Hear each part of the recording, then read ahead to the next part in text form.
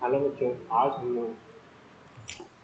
हम लोग पढ़ेंगे acid base in salt chapter. आज हम लोग इंट्रोडक्शन देखेंगे, उसके बाद से आगे हम लोग पढ़ेंगे। ठीक है, इंट्रोडक्शन हम लोग आज देख ले रहे हैं पहले। तो इसमें सबसे पहले कंपाउंड का डेफिनेशन होगा। कंपाउंड का कंपाउंड ठीक है, तो कंपाउंड का डेफिनेशन है when two element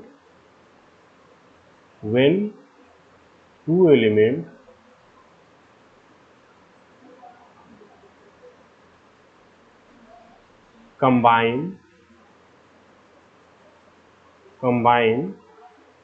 in a fixed ratio then compound is formed। ये तो हो गया डेफिनेशन। अब हम देखते हैं इसका मतलब क्या है या फिर ये क्या बता रहा है ये डेफिनेशन। ठीक है, तो यहाँ पे हम देख लेंगे।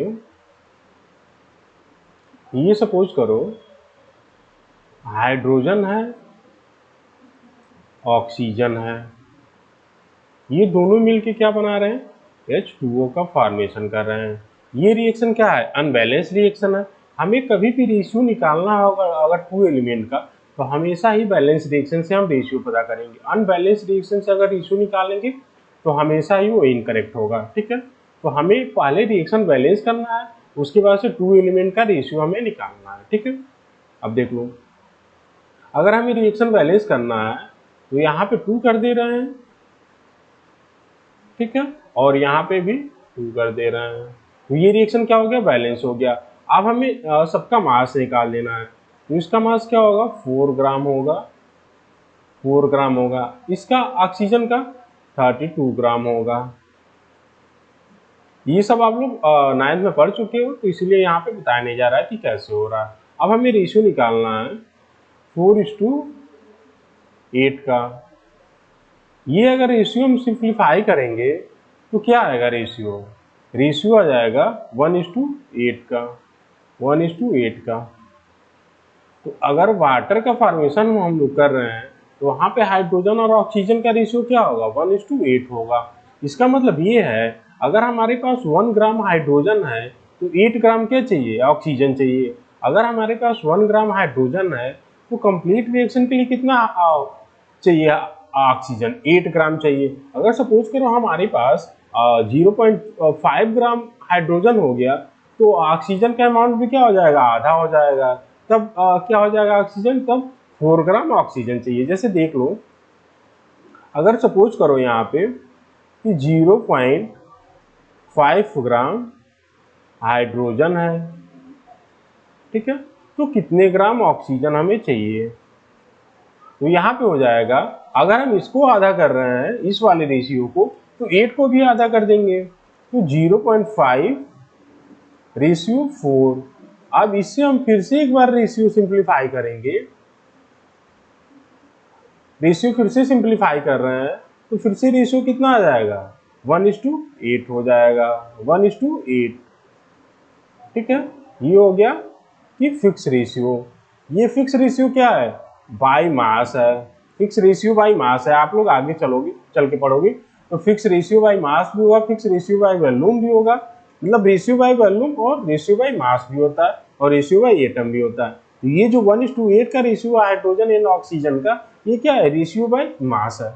ठीक है, ये हो गया इसका कंपाउंड का डेफिनेशन और उसका हल्का सा इंट्रोडक्शन।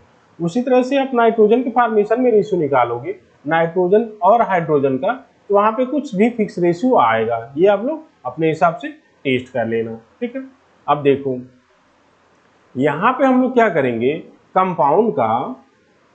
कंपाउंड 3 पार्ट में डिवाइड हो रहा है। कंपाउंड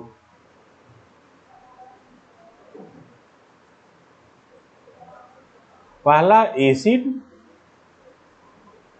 दूसरा है बेस, तीसरा है सॉल्ट। हमें इन्हीं 3 चीजों के बारे में इस वाले चैप्टर में पढ़ना है। ठीक है, अब देखो, अब हम देख ले रहे हैं एसिड का इंट्रोडक्शन क्या है।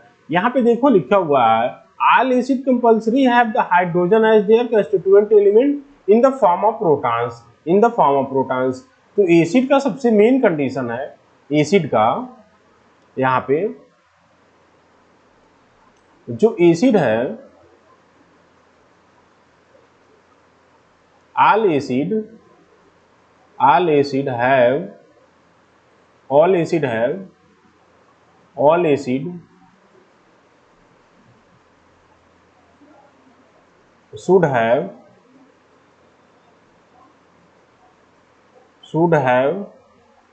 hydrogen as a proton,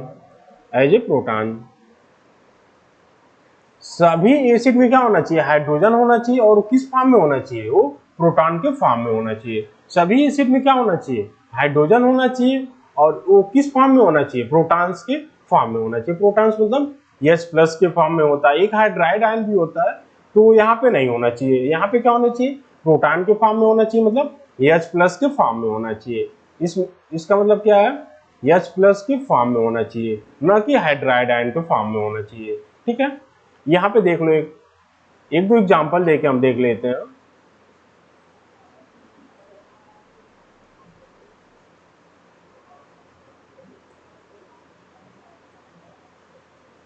जैसे ये सपोज करो, ये HCl है, H2SO4 है, और ये HNO3 है, H2SO4 है। तो यहाँ पे जो H है ये किस फॉर्म में है, H+ के फॉर्म में है। यहाँ पे H+ के फॉर्म में है, यहाँ पे H+ के फॉर्म में है, मतलब प्रोटॉन्स के फॉर्म में है। तीनों में ही क्या है, प्रोटॉन्स के फॉर्म में है। देख लिए, तो अगर हमारे पास एसिड, अगर कोई भी हमारे पास कंपाउंड है उसमें H+ अगर प्रोटॉन के फॉर्म में है, तो कंपाउंड क्या होगा, एसिड होगा। ठीक है, वो कंपाउंड एसिड होगा। इसी तरह बेस के बारे में देख लो कि बेस हम लोग किसको बोलते हैं। बेस हम लोग बोलेंगे ऑल बेसेज है। एक तो बेस देखो होता क्या है, या तो मेटालिक ऑक्साइड होना चाहिए, या फिर मेटालिक हाइड्रोक्साइड होना चाहिए, या फिर अमोनियम सॉल्यूशन होना चाहिए। तो बेस का तीन कंडीशन है, यहाँ पे बेस की तीन कंडीशन है कि बेस होते क्या है। बेस देख लो,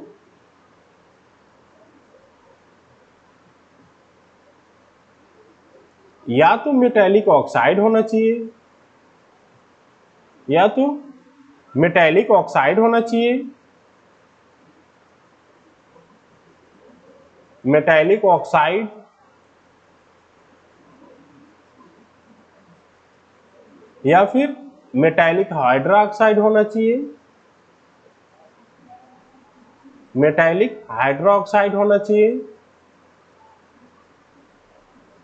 या फिर अमोनियम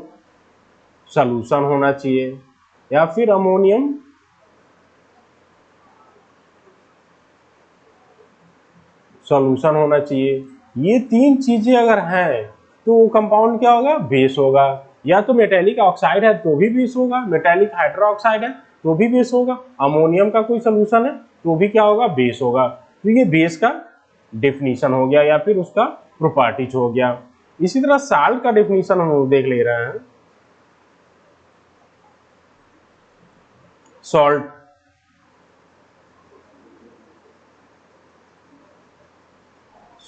ठीक है, formed by the acid and base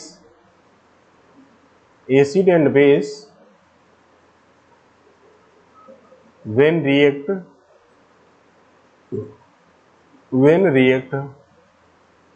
ठीक है। अब यहां पे साल्ट का फॉर्मेशन कैसे होगा, hydrogen ion H replaced by a metal ion. Salt का फॉर्मेशन कैसे होगा हम लोग देख ले रहे हैं यहाँ पे। एक तो जब एसिड और बेस रिएक्ट करेंगे तभी साल्ट का फॉर्मेशन होगा, और साल्ट का फॉर्मेशन कब होगा, जब एसिड और बेस रिएक्ट करेंगे तो जो एसिड में H प्लस होगा या हाइड्रोजन होगा उसको रिप्लेस कौन कर देगा, मेटल आयन रिप्लेस कर देगा। तो जो भी कंपाउंड रिप्लेस के बाद बनेगा वो क्या होगा, साल्ट होगा। यहाँ पे एग्जांपल हम लोग देख लेते हैं इसकी, जैसे ये है HCl है प्लस NaOH है। अब देखो ये क्या है, हाइड्रोजन है और ये क्या है, मेटल है। अब मेटल क्या करेगा, हाइड्रोजन को रिप्लेस कर दे रहा है उसके एसिड से, तो कंपाउंड क्या बन रहा है, NaCl बन जा रहा है और वाटर का फॉर्मेशन हो जा रहा है। तो हाइड्रोजन को रिप्लेस करने के बाद से जो कंपाउंड बन रहा है वो कंपाउंड कौन सा है, यही तो है। हाइड्रोजन को रिप्लेस करने के बाद से एसिड में कंपाउंड कौन सा फॉर्म हो रहा है, NaCl बन रहा है। तो यही क्या हो जाएगा, साल्ट हो जाएगा। यही क्या हो जाएगा, साल्ट हो जाएगा। ठीक है, ये हो गया एसिड बेस और साल्ट के बारे में इंट्रोडक्शन हल्का सा।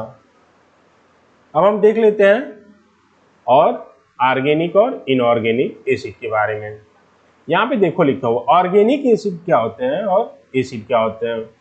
एसिड का पहले डेफिनेशन दिया हुआ है, उसके बाद से एसिड तो सबसे पहले कहाँ से लिया गया, acid word, acid word acidus से लिया गया है। एसिड वर्ड कहाँ से लिया गया, लैटिन वर्ड एसिडस से लिया गया है, जिसका मतलब क्या होता है, सावर होता है। तो जिसका भी टेस्ट सावर होगा उसका क्या होगा, उसमें एसिड होगा। अगर कोई भी फूड प्रोडक्ट है जो सावर लग रहा है नेचुरली, तो क्या होगा, उसमें एसिड कोई ना कोई प्रेजेंट होगा। ठीक है, तो एसिड वर्ड कहाँ से लिया गया, एसिडस से, और उसका मतलब क्या हुआ, सावर होता है। अब देख लो यहाँ पे कुछ ऐसे एसिड हैं जो नेचुरली पाए जा रहे हैं, कुछ ऐसे एसिड हैं जो क्या है, नेचुरली पाए जा रहे हैं। जैसे एसिटिक एसिड है, हमें सारा नहीं याद करना है इसमें।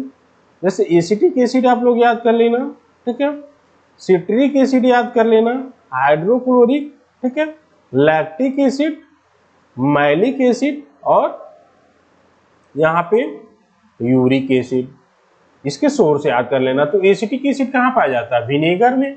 सिट्रिक एसिड सिट्रस फ्रूट में, ऑरेंज या फिर लेमन्स में। लेमन्स उसका बेस्ट एग्जांपल है सिट्रिक एसिड का। हाइड्रोक्लोरिक एसिड कहाँ पाया जाता है, गैस्ट्रिक जूस में पाया जाता है। हाइड्रोक्लोरिक एसिड कहाँ पाया जाता है, गैस्ट्रिक जूस में पाया जाता है। लैक्टिक एसिड जो कर्ड होता है या फिर सावर मिल्क होता है उसमें क्या पाया जाता है, लैक्टिक एसिड पाया जाता है। मैलिक एसिड कहाँ पाया जाता है, एप्पल्स में होता है। यूरिक एसिड का सोर्स क्या होता है, यूरिन होता है। तो यहाँ पे कुछ ऑर्गेनिक एसिड दिए हुए हैं, उसके सोर्स दिए हुए हैं, ऑर्गेनिक और इनऑर्गेनिक एसिड दोनों दिए हुए हैं, और यहाँ पे उसके सोर्स दिए हुए हैं। इसमें ऑर्गेनिक एसिड कौन सा है, आगे चल के अभी हम लोग बता देंगे कि ऑर्गेनिक एसिड क्या होता है और मिनरल एसिड क्या होते हैं। ठीक है, तो यहाँ पे देखो एसिड का यहाँ पे जो डेफिनेशन लिखा हुआ है ये है, बोल रहा है compound which contain one or more hydrogen atom when dissolve in water produces hydronium ion the only positive charge. ये बोल रहा है डेफिनेशन,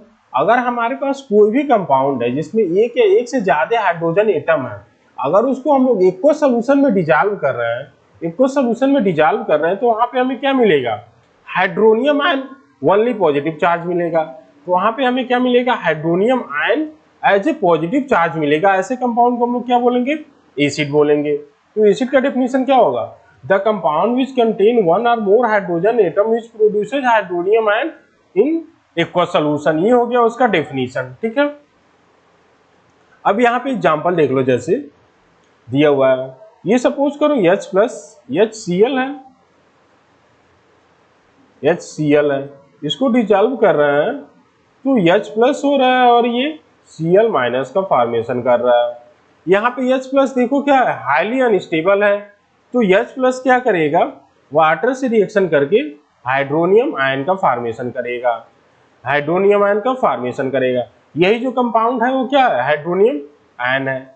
ये जो कंपाउंड है ये क्या है, हाइड्रोनियम आयन है।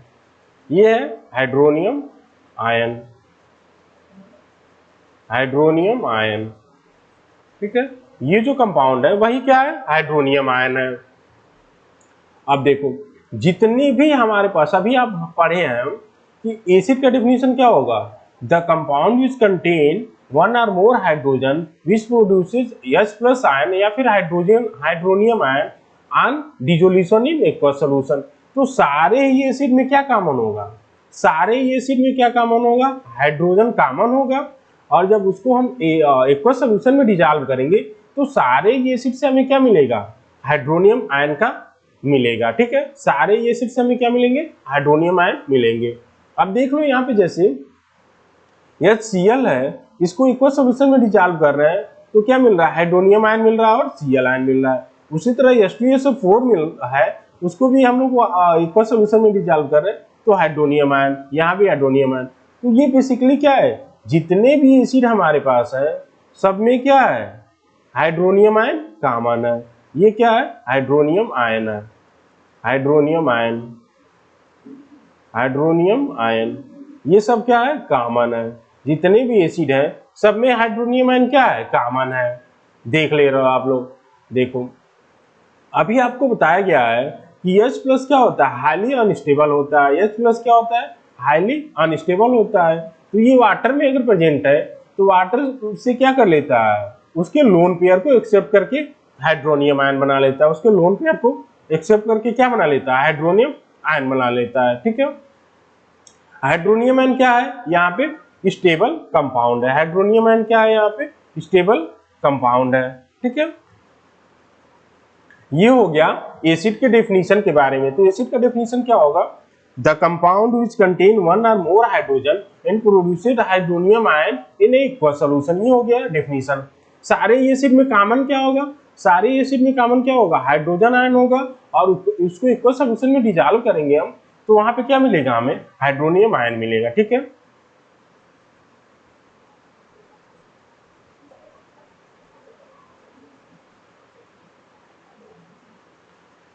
हाँ तो अब हम लोग क्या पढ़ रहे हैं, एसिड के बारे में पढ़ रहे थे।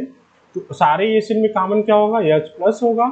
और जब वो हम लोग एक्वस सॉल्यूशन में डिसॉल्व करेंगे तो क्या होगा, हाइड्रोनियम आयन देगा। ठीक है, हाइड्रोनियम आयन क्यों बन रहा है, क्योंकि H+ हाईली अनस्टेबल होता है। तो वाटर में जब डिसॉल्व करते हैं तो वाटर से कंबाइन करके क्या बना लेता है, हाइड्रोनियम आयन बना लेता है, जो स्टेबल कंपाउंड होता है। ये हम एसिड में पढ़ रहे हैं। ठीक है, अब देखो एसिड भी क्या होते हैं, दो तरह के होते हैं। एसिड क्या होते हैं, दो तरह के होते हैं। पहला है ऑर्गेनिक एसिड और दूसरा है इनऑर्गेनिक एसिड या फिर मिनरल एसिड।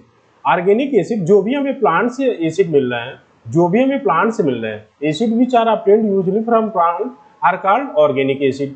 ऑर्गेनिक एसिड कौन सा होता है, एसिड ऐसे एसिड जिसमें कार्बन हाइड्रोजन और ऑक्सीजन होते हैं, कार्बन हाइड्रोजन एंड ऑक्सीजन होते हैं, उसमें क्या होते हैं, उसको ऑर्गेनिक एसिड बोलते हैं। जनरली सारे ही नहीं होंगे लेकिन क्या होंगे, उसको हम एसिड ऑर्गेनिक एसिड बोलेंगे। ऑर्गेनिक एसिड किसको बोलेंगे, जो भी एसिड हमें प्लांट से ऑब्टेन्ड हो रहा है या फिर नेचुरली हमें मिल रहा है, वो क्या बोल रहे होंगे, उसको हम लोग ऑर्गेनिक एसिड बोल दे रहे हैं। ठीक है, ऑर्गेनिक एसिड किसको बोलते हैं, जिसमें कार्बन हाइड्रोजन और ऑक्सीजन होते हैं, उसको क्या बोलेंगे, ऑर्गेनिक एसिड बोलेंगे। ऑर्गेनिक एसिड वीक एसिड होता है। ऑर्गेनिक एसिड क्या होता है, वीक एसिड होता है।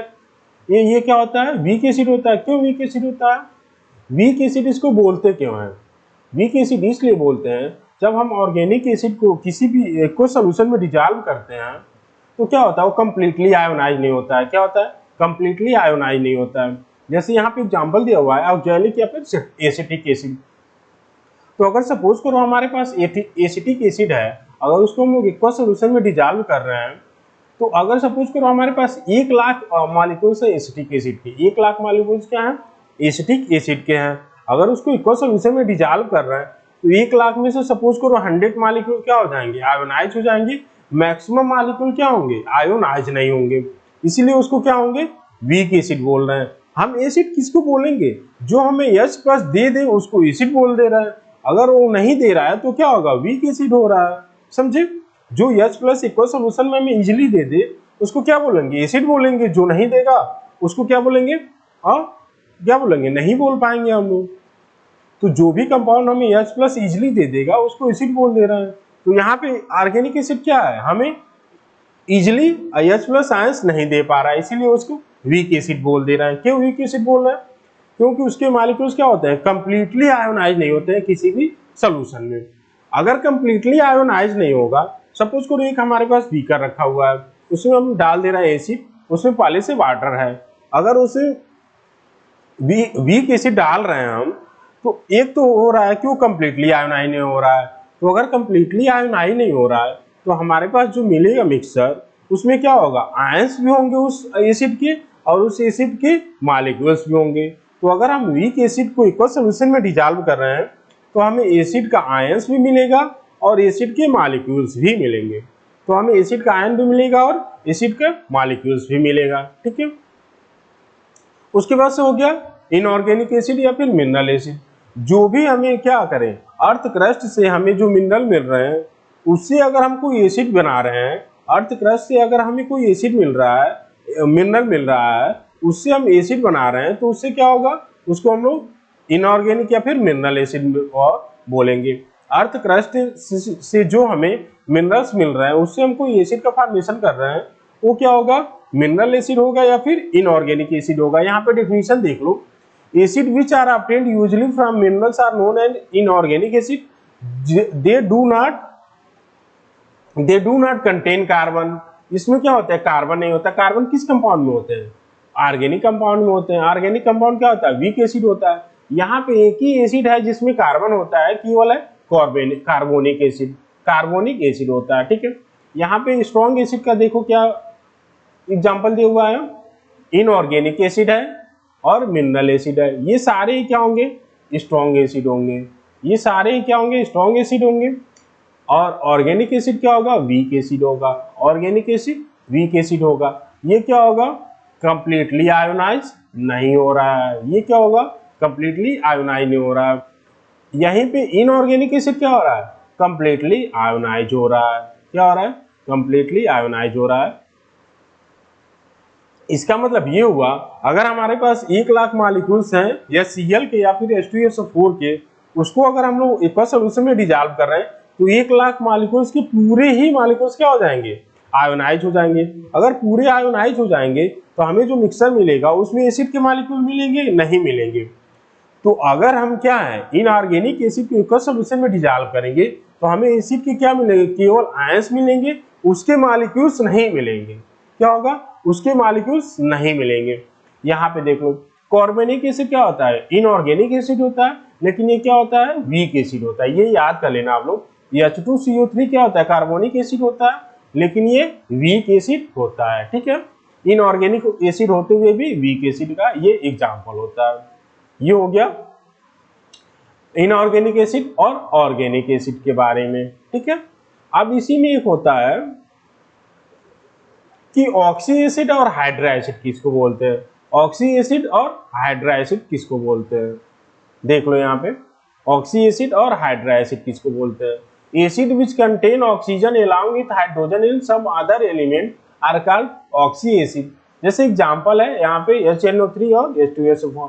हाइड्रा एसिड क्या है, hydra acid contain hydrogen and a non metallic element and no oxygen. Hydra acid क्या होगा, हाइड्रोजन होगा और कोई भी नॉन मेटेलिक एलिमेंट होगा। यहाँ पे देखो ऑक्सी एसिड का पहले, ऑक्सी एसिड इसको बोलेंगे जिसमें ऑक्सीजन हो, हाइड्रोजन हो और कोई अदर एलिमेंट हो, और हाइड्रोजन क्या हो, डायरेक्टली ऑक्सीजन से कनेक्टेड हो।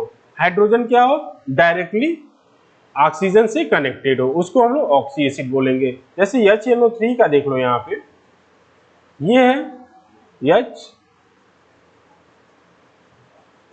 स्ट्रक्चर थोड़ा चेंज कर ले रहे हैं, ये है H, ठीक है, ये है O, ये है N, ठीक है, ये है डबल बॉन्ड ऑक्सीजन, ये है कोऑर्डिनेट बॉन्ड ऑक्सीजन। ये क्या है, हाइड्रोजन है, रिप्लेसेबल हाइड्रोजन है।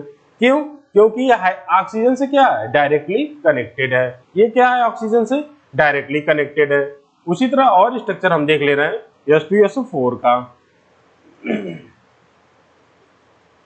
H2SO4 का स्ट्रक्चर हम लोग देख ले रहे हैं यहाँ पे डिटेल में अच्छे से।